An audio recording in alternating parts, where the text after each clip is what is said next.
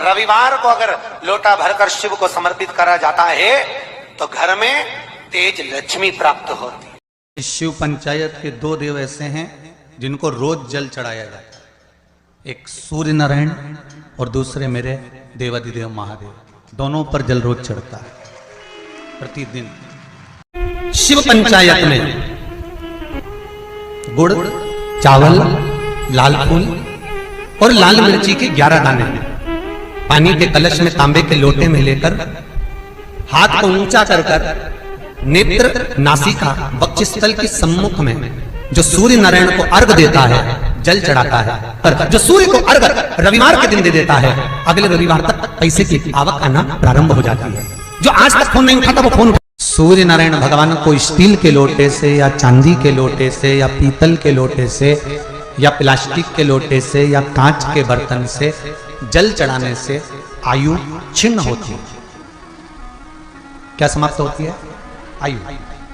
और सूर्य नारायण भगवान को अगर तांबे के लोटे से जल दिया जाता है तो आयु की वृद्धि होती है और दिन भर में अगर कोई काम अटकने वाला है तो वो काम का रास्ता खुल जाता है और शरीर की बीमारी समाप्त हो जाती है। शरीर की बीमारी समाप्त हो जाती है।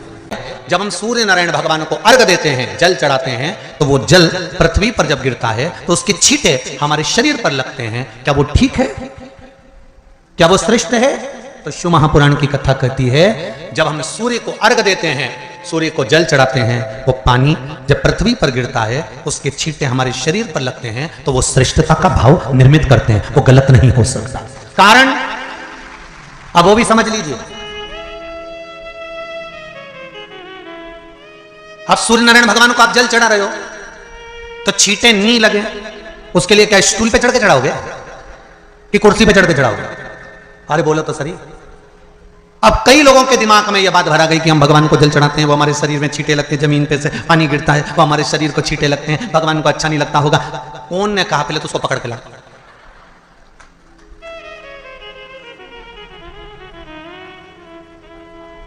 क्योंकि मेरे राम जी महाराज, मेरे भगवान कृष्ण, बड़े बड़े संत, साधु, सन्यासी, तपस्वी, साधक, उपासक जितने भी हुए, जिन्होंने सूर्य की आराधना करी, इन्होंने टेबल पे चढ़कर या कुर्सी पे चढ़कर जल नहीं चढ़ाया। इन्होंने पृथ्वी पर खड़े होकर ही, क्योंकि पृथ्वी तत्व के देव हैं शिव। जब हम मृत्यु लोक पर खड़े होकर, पृथ्वी पर खड़े होकर भगवान शंकर का भाग पृथ्वी तत्व को धारण कर कर जल को हाथ में लेकर जब समर्पित करते हैं और जो जल नीचे गिरता है वो शरीर पर अगर लगता है तो हमको उसका आशीर्वाद ही प्राप्त होता है, दोष नहीं लगता। पर लोगों ने इसको विपरीत कर दिया। कि कौन ने विपरीत करा? कई लोगों ने इसको विपरीत कर दिया। कौन ने विपरीत करा? तो जो दूसरे धर्म के लोग होते हैं, जिनको हिंदू धर्म से नफरत होती है और जो हिंदू धर्म की पूजन, सेवा, अर्चना को समाप्त करना चाहते हैं, वो धीरे धीरे धीरे धीरे कहने लगे कि सूर्य को जल चढ़ाओगे तो शरीर में लगेगा, शरीर में लगेगा तो दोष लगेगा। इसको कह कहकर घर घर में सूर्य को जल चढ़ाना लोगों ने बंद कर दिया कि आप जल चढ़ाएंगे तो दोष लगेगा, शरीर पे छींटा लगेगा, शरीर को ऐसा लगेगा। ये दोष नहीं है। कितनी सुंदर बात है महाराज। सूर्य नारायण भगवान को जब जल चढ़ाया जाता है, हाथ सिर से 8 इंच की दूरी पर होना चाहिए। जम के बोलिए, सिर से कितना ऊंचा होना चाहिए? 8 इंच ऊपर अपना हाथ होना चाहिए मस्तक से सूर्य को जल चढ़ाते समय। और ना चांदी का, ना स्टील का, ना लोहे का, ना प्लास्टिक का, ना कांच का, ना सोने का कोई बर्तन, ना कांसे का, ना एल्युमिनियम का, ना पीतल का, केवल एक पात्र होना चाहिए, वो है तांबे का। काय का पात्र होना चाहिए? तांबे का पात्र। और सूर्य नारायण भगवान को जब 8 इंच ऊपर तुम्हारा हस्त है और जब हम सूर्य को जल चढ़ा रहे हैं, कैसे जल चढ़ाना है वो भी समझ लीजिए। अगर कोई कैंसर का मरीज है, जिसके चेस्ट में कैंसर आ गया हो, लेफ्ट में, राइट में कहीं पर कैंसर आ गया हो या कोई गठान आ गई हो, तो महाराज आप जल चढ़ाते समय उस जल की धार को सूर्य भगवान को जब चढ़ा रहे हो तो धार आपकी गठान की ओर जाना चाहिए, जिससे सूर्य की किरण उस जल में से आपके उस स्थान पर पड़े, उस जगह पर पड़े जहां पर गठान है। महाराज आप लगातार जल तो चढ़ाना चालू करो, अच्छे अच्छे डॉक्टर फेल हो जाएंगे और कह देंगे गठान ठीक हो गई। आपका लीवर और किडनी गड़बड़ कर रहा है, आप प्रतिदिन आपका स्वास्थ्य गड़बड़ रहता है, आप प्रतिदिन ये ज्योतिष शास्त्र के अंतर्गत, रत्न शास्त्र के अंतर्गत ये रत्न शास्त्र, ज्योतिष शास्त्र, रंग शास्त्र जो हमारे यहाँ है, रंगों के हिसाब से ये जितने रत्न होते हैं, माणिक हुआ, मोती हुआ, नीलम हुआ, मूंगा हुआ, पुखराज हुआ, ये क्यों कहते हैं ये पीला है, ये सफेद है, ये नीला है, ये लाल है, इसको शरीर में क्यों पहनाते हैं? उसका कारण होता है कि जब शरीर में पहनते हैं सूर्य की किरण उसमें पड़ती है, हमारे शरीर पर वो कलर का इफेक्ट पड़ता है, उस कलर को शरीर पर लगता है, और शरीर पर लगता है तो हमारा शरीर धीरे धीरे, हमारी जो इंद्रियां हैं वो सही होने लगती है, काम सही होने लगता है। छल, चित्र, कपट, निंदा, बेईमानी, प्रपंच इस मनुष्य के शरीर में हर पल, हर घड़ी, हर क्षण है। ऐसा कोई मनुष्य नहीं जो छल, कपट, बेईमानी, प्रपंच, झूठ आदि आदि से दूर रह गए। माना हम इसमें फंसे हुए, पर तेरी कृपा होगी ना, तेरी दया होगी ना, तो ये पाप की जो ये गठरी है, ये मनुष्य का शरीर, एक दिन इस गठरी को खोल कर तू पाप बाहर निकाल देगा, और गठरी के अंदर जितने कपड़े हैं उसको धोकर साफ कर देगा, ये निश्चित। अगर तेरी कृपा होगी तो, अगर तेरी दया होगी तो। बल्ली देवी और देवसेना ने जल चढ़ाना प्रारंभ करा, शंकर भगवान का स्मरण करना प्रारंभ करा। उनके भी जाते जाते कोई पत्तियां तोड़कर लेकर आ जाती थी बल्ली देवी, पत्तियां, क्योंकि बल्ली देवी एक आदिवासी राजा की पुत्री है, आदिवासी राजा की पुत्री, उसको भान नहीं है कि बेलपत्र कौन सी। फिर समझ लेना मेरी जीजी, जितने लोग आस्था चैनल पर कथा सुन रहे हैं, जितने फेसबुक यूट्यूब पर सुन रहे हैं, अगर एक बात हमने पहले भी कही है, आज फिर कह रहे हैं, बेलपत्र तोड़कर शंकर भगवान को चढ़ाओ, मना नहीं है, पर एक प्रयास अपनी जिंदगी में जरूर करना कि बेलपत्र चढ़ाने का यदि आपको शौक है तो जीवन में एक बेलपत्री का वृक्ष भी लगाने का शौक रखिए, जिससे वो बेलपत्र का वृक्ष बड़ा हो। और बेलपत्र का वृक्ष जब बड़ा होगा, आप संसार में हैं नहीं है, हम संसार में हैं नहीं है, पर यदि बेलपत्री का वृक्ष रहेगा, आपके द्वारा लगा हुआ वृक्ष रहेगा, उसमें से कोई बेलपत्र तोड़ कर जब वो बड़ा हो जाएगा, उसमें से बेलपत्र तोड़कर कोई शंकर भगवान को चढ़ाएगा, तो जिसने बेलपत्री का पौधा लगाया है, उस बेलपत्र चढ़ाने का फल उसके भी खाते में चला जाएगा और उसकी भी जिंदगी संवर जाएगी। इसलिए बेलपत्र चढ़ाओ, मना नहीं है, पर बेलपत्र का एक पौधा अपने बगीचे में, आसपास में, मोहल्ले में, जहां तुम्हें मौका मिल जाए वहां जरूर। भगवान शंकर को बेलपत्र का, तो बल्ली देवी को नहीं मालूम था कि बेलपत्र का पौधा कौन सा होता है, बल्ली देवी को नहीं मालूम था कि बेलपत्र कैसा होता है। बल्ली देवी आदिवासियों राजा की पुत्री थी, गई पेड़ की पत्तियां तोड़ ली, वृक्ष की पत्तियां लाई, शंकर भगवान को समर्पित कर दी, फिर गई, फिर पत्तियां तोड़ के लाई, शंकर भगवान को समर्पित कर दी, फिर गई, फिर तोड़ कर लाई, शंकर भगवान को समर्पित कर दी।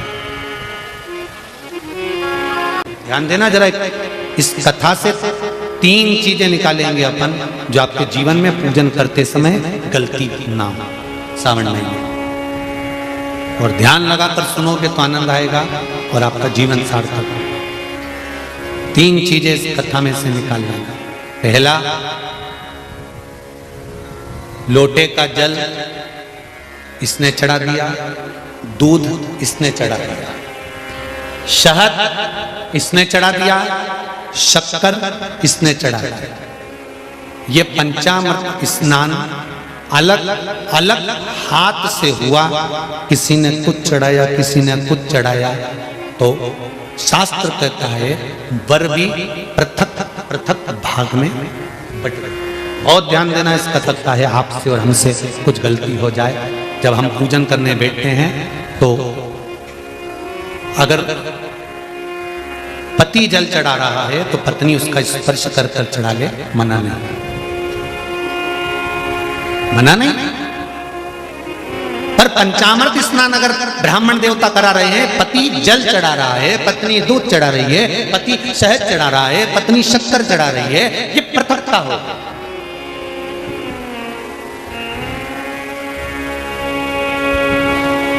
या तो दोनों को जल चढ़ा, दोनों को दूध चढ़ाना, दोनों को शक्कर चढ़ाना, दोनों को कितनी सुंदर बात है पशुपति व्रत की कि प्रसाद जो शंकर भगवान के मंदिर में एक हिस्सा लेकर आते हो, उस हिस्से को भी पृथक नहीं करा जाता। उस हिस्से को भी जिसने पशुपति व्रत करा है, एक हिस्से का प्रसाद उसी को खाना है, यहां तक है कि दूसरे को नहीं देना। शंकर भगवान के मंदिर में, शिव जी के मंदिर में नारियल तक नहीं फोड़ा जाता। क्यों? वो पृथक हो जाएगा। खंडित बेलपत्र समर्पित नहीं करी जाती, वो पृथक हो जाएगी। शंकर भगवान को धतूरा चढ़ाया जाता है, पूर्ण चढ़ाया जाता है। चावल का दाना चढ़ाया जाता है, पूर्ण चढ़ाया जाता है। एक बेलपत्र चढ़ाई जाती है, वो पूर्ण चढ़ाई जाती है। पृथकता ना रखें। अगर वल्ली देवी और देवसेना दोनों अगर जल चढ़ा रही थी तो दोनों हाथ में जल के पात्र होते और दोनों चढ़ाती, पर एक जल ये चढ़ा रही थी तो एक जल का पात्र ये चढ़ा रही थी। उसने कहा कांवड़ की यात्रा है, एक डंडे में एक लोटा बांध, एक तुम लेकर चलो, एक हम लेकर चले। नहीं नहीं नहीं, जल ले जाओ, मंदिर तक भी ले जाओ, पर चढ़ाते समय अगर तुम चढ़ा रही हो तो जल के दोनों पात्र तुम्हारे हाथ में होना चाहिए, दूसरा नहीं। जल की पृथकता नहीं, पृथक भाव। फिर ध्यान दो दूसरी बात, शंकर भगवान के मंदिर में जाओ, शिव की स्तुति में जाओ, पति और पत्नी दोनों विचार कर कर जाना। सुनो जी, मैंने पशुपति व्रत करा, आपकी नौकरी के लिए करा। सुनो, मैं शंकर के मंदिर में आपकी नौकरी मांगने जा रही हूं।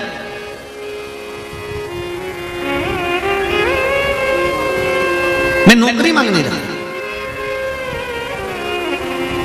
अब शिव मंदिर में आप गए, व्रत करा था, पति को भी साथ ले गए, दोनों ने प्रणाम करा, शंकर भगवान प्रसन्न हो गए। सबसे पहले शंकर भगवान ने पति से कहा तू मांग ले, पहले तुझे क्या चाहिए, क्योंकि तेरी पत्नी का व्रत है, उसको बाद में दूंगा। उसने व्रत करा, थोड़ी तप साधना और कर लेंगे, तू मांग। पति ने कहा मुझे वर दे दो, मेरी एक मकान और एक प्लाट उलझा पड़ा है, वो सुलझ जाए। शंकर भगवान ने पत्नी से कहा अब तू मांग ले। पत्नी कहने लगी मैंने इनकी नौकरी के लिए मांगा था।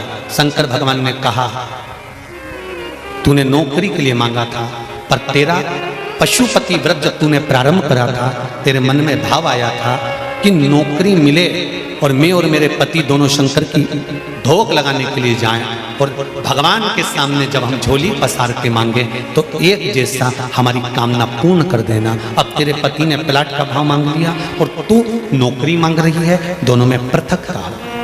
फिर निवेदन करेंगे शंकर के मंदिर में जाकर पति को बता देना कि मैं शंकर के मंदिर जा रही हूं और मेरी आराधना का कारण ये है, और उस आराधना के कारण ही मैं आपकी नौकरी के लिए, आपके व्यापार के लिए, आपके व्यवसाय के लिए, आपके लिए मैंने ये करा, और इसीलिए मैं पशुपति व्रत कर रही हूं, और मुझे पूरा विश्वास है शंकर भगवान मेरी मनोकामना पूर्ण करेंगे। तो दोनों जाएं और दोनों प्रणाम करें, तो दोनों के प्रणाम करते समय वर भी एक हो कि भगवान नौकरी लगा देना, प्रभु सुन लेना मेरे दाता, तेरी कृपा चाहिए।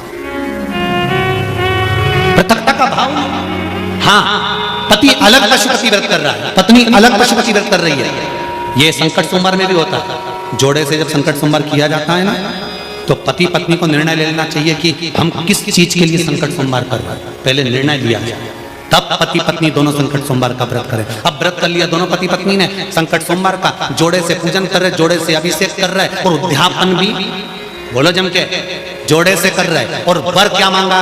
पति ने सोचा था दुकान का, पत्नी ने सोचा था पार्लर का। निर्णय अलग था। अंत समय प्रभु आना पड़ेगा, वचन दिया तो निभाना पड़ेगा। आए नाए प्रभु कुटुंब कबीला, अंत समय प्रभु आना पड़ेगा। अर्घ देने गुरु जी पंचदेव पंचायत में, सूर्य नारायण भगवान शंकर की पंचायत में हैं। सूर्य नारायण को हम फ्लैट में रहते हैं, हम फ्लैट के अंदर रहते हैं, तो हम फ्लैट में रहते हैं, हमारे यहाँ अगर छज्जा नहीं है, हमारे यहाँ जगह नहीं है, तो हम सूर्य को अर्घ कैसे दें? तो महाराज खिड़की तो होगी, अगर घर में प्लेट में पानी ढुलेगा और आप लोग नहीं समेट सकते तो एक बाल्टी रख लो, एक पात्र रख लो, पर सूर्य नारायण भगवान को अर्घ देकर रोशनी शरीर पर पड़ना चाहिए। जिंदगी में कभी कोई बड़ी बीमारी नहीं आ सकती। कितने लोग देते हैं सूर्य को अर्घ? जरा हाथ उठाओ।